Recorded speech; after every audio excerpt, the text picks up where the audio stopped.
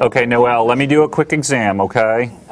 Okay, Noelle, you're fully dilated, so when you feel a contraction, you can go ahead and push.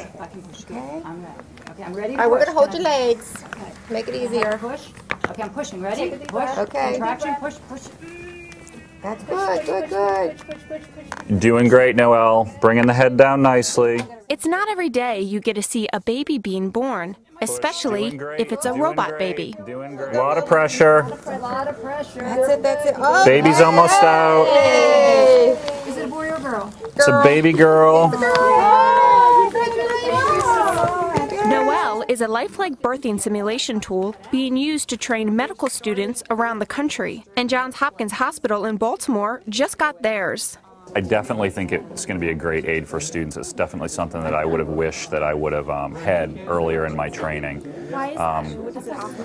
I think because generally when we teach, especially in teaching medical students and residents, when you don't have kind of a full simulated model, it's very, very hard to be able to teach maneuvers. I mean, this is very realistic. Obviously, everything is as it would be. The patient, the way that she's positioned on the table, the size of everything. So you really can practice maneuvers not only for, uncomplicated things, but complications as well. David Azaza is one of the brains behind Noelle. She's been under construction for 2 years and is now being used in real-world settings like this one, which Azaza, along with the Hopkins team, says is necessary because it's better to learn and to make mistakes on a robot instead of a real person. We can use her for medical education, we can use her for residency education, we can use her for new nurses as they come on the team, but most importantly, we can use her as a mechanism to study the team as they work together during a birth process and especially during a high-risk situation.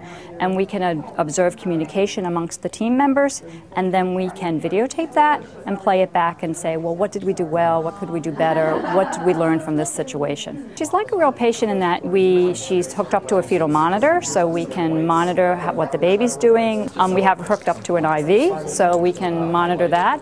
We can actually draw blood from her.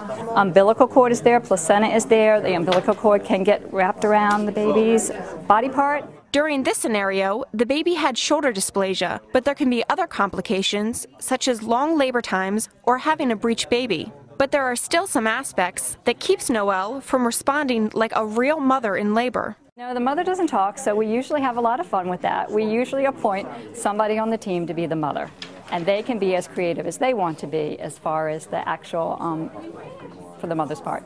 And just like there can be complications during the delivery process, there can also be some challenges in recreating a realistic delivery. Then getting into the terminology of a specific thing, it's a little bit complicated. You have to learn like pretty much a new language because the terminology is very specific for OBGYN.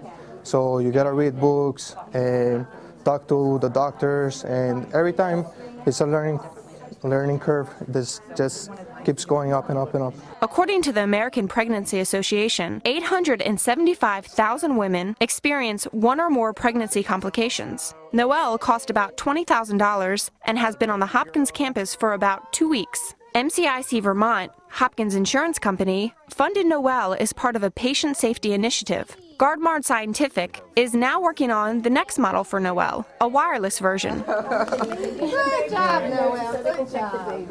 Okay. For Discovery News, I'm Casey D. Gardner.